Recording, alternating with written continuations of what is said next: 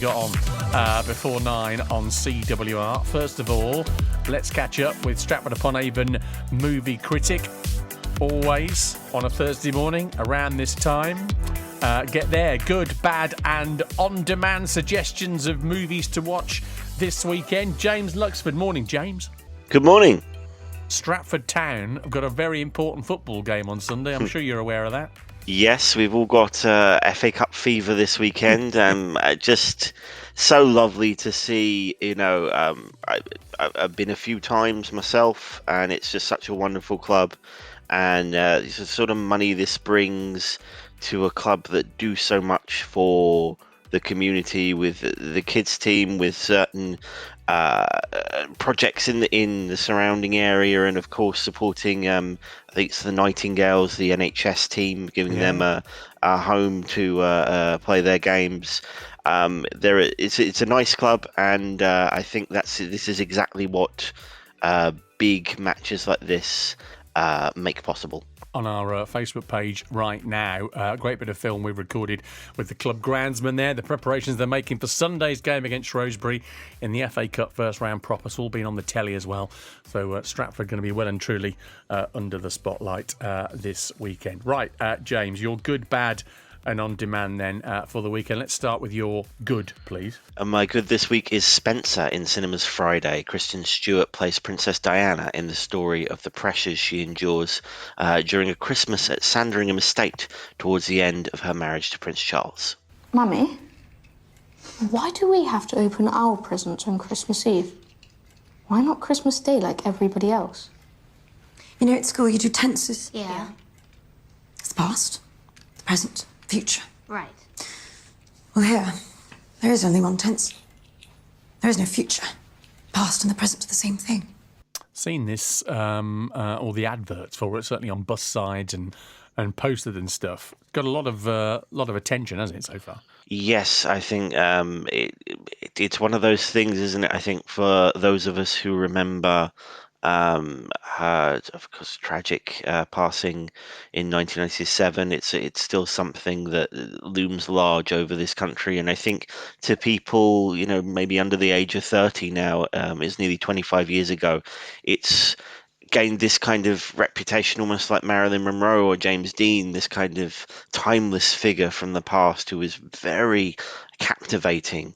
And so I think there is something about stories about Princess Diana, and I think this is a very good one. I thought this is a good film. Like The Crown, which covered her early years, it's a mixture of fact and fiction, so this is more a representation of what she went through rather than an account of what happened. However, I think Kristen Stewart is just wonderful in the role. She brings a different side to the princess that's both vulnerable and a bit angry and a bit rebellious. Good bit of casting that when you think about it, isn't it? Spencer is in cinemas as from Friday. That's your good recommendation. Your bad is what? It's The Eternals in cinemas from Friday also. The new Marvel Universe film about a group of alien beings who secretly protect Earth from a sinister threat. We're Eternals. We came here 7,000 years ago to protect humans from the deviants. Now they're back.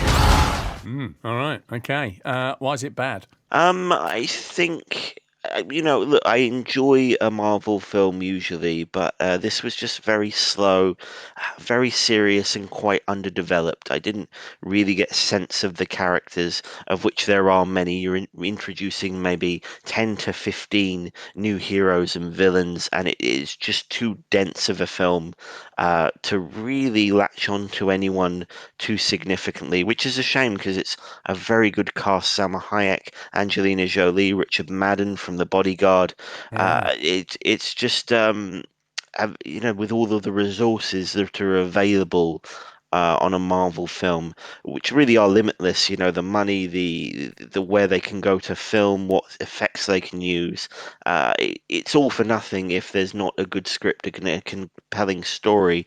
And I think, you know, there's one of these movies every 3 months really now, It even feels if you're like it, just doesn't it? talking. Yeah. Well, yes, I think, you know, they're playing catch up after delaying during the pandemic, so they're coming thick and fast. And if you think um, Spider-Man's out in a couple of months, Mm. there really has to be a good reason to get people to go to the cinema for another superhero movie. And this just, to me, just doesn't present a good enough reason. It's very long, it's a little undeveloped, it just wasn't for me.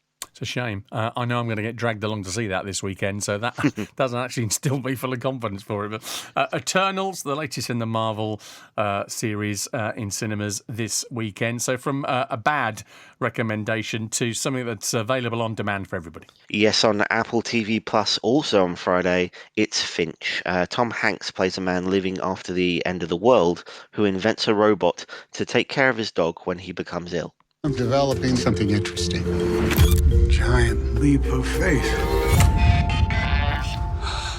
Now, if you can speak, tell me something about you. That robots must protect dog.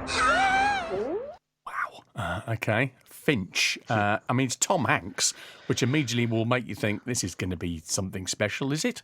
Yeah, I think anything with Tom Hanks is usually very moving, but this has something to say about some very topical subjects. Of course, the big conference up in Scotland at the moment, the environment, climate change, it's all a big part of this story. He's living through one scenario, and I suppose a worst case scenario of what we're all talking about now. It's almost like a road trip in a sense, because he's moving with this robot and his dog from one safe part of the earth to another. And it's mixing some very serious subjects with some very moving and very funny ones. It's a story of friendship. There's some comedy in there. Tom Hanks is just, I think, really good in this. And it's a bit sentimental in parts, but it's hard not to love it when you've got, you know, maybe one of the most relatable actors of all time in there, and an adorable dog as well. All important. All the ingredients for a feel-good movie as you count down towards the festive season. James, always good hearing from you, and up the Bards for Sunday in the FA Cup. Thanks very much. Thank you. James Luxford, our movie critic from Stratford-upon-Avon, and their regular roundup of the good, the bad, and on demand in the cinema coming weekend.